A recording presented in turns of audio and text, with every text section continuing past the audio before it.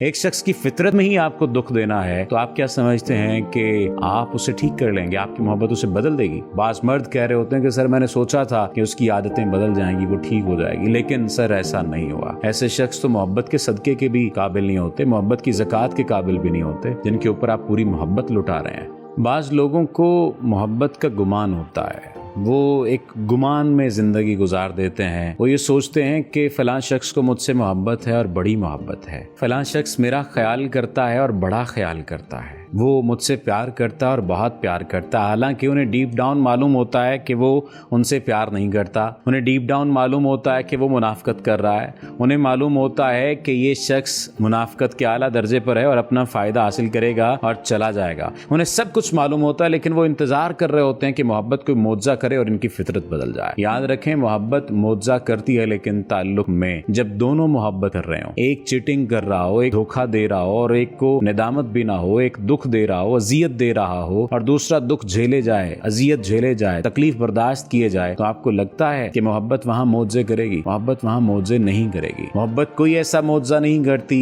कि आप कहें कि सूरज मगरिब से निकले। मोहब्बत चूंकि आप सूरज से करने लगे हैं तो वो मगरिब से निकल आए, नहीं, ऐसा नहीं है। कानून फितरत के खिलाफ कुछ नहीं होने वाला। तो एक शख्स की फितरत में ही अगर अजियत देना है, एक शख्स की फितरत में ही अगर तकलीफ देना है, एक शख्स की फितरत में ही आपको दुख देना है, तो आप क्या समझते हैं कि आप उसे ठीक कर लेंगे, आपकी मोहब्बत उसे बदल देगी? मैंने अक्सर औरतों को देखा जो ये बात कह रही होती हैं कि सर मैंने सोचा था कि मेरी मोहब्बत उसे बदल देगी, वो सारी दुनिया से बेगाना होकर मेरे पास आ जाएगा, लेकिन सर मैं गलत निकली। बाज मर्द कह रहे होते हैं कि सर मैंने सोचा था कि उसकी आदतें बदल जाएंगी, वो ठीक हो जाएगी, लेकिन सर ऐसा नहीं हुआ। वजह ये थी कि उसकी फितरत में नहीं था, उसकी फितरत में न था तर्के ताल्लुक। लेकिन हम अगर दूसरे को इस नहज पे पहुंचा देना, जवाद शेख का ये शेर मुझे बड़ा अच्छा लगता है कि वाकईतन वो जुबानी कलामी नहीं कह रहे होते कि बस ठीक है पीछे हट जाओ, वो दूसरे शख्स को मजबूर कर देते हैं कि वो पीछे हट जाए। इसलिए इस बात को समझिए, इस बात को जानिए, इन हरकतों को समझिए, इन हरकतों को परखिए और अपने आप को ठीक कीजिए। ऐसे शख्स के ऊपर अपनी जिंदगी को बसर न कीजिए। ऐसे शख्स तो मोहब्बत के सदके के भी काबिल नहीं होते, मोहब्बत की ज़कात के काबिल भी नहीं होते, जिनके ऊपर आप पूरी मोहब्बत लुटा रहे हैं, जिनके ऊपर आप पूरी मोहब्बत कुर्बान कर रहे हैं। अल्लाह आपका हामी नासिर हो।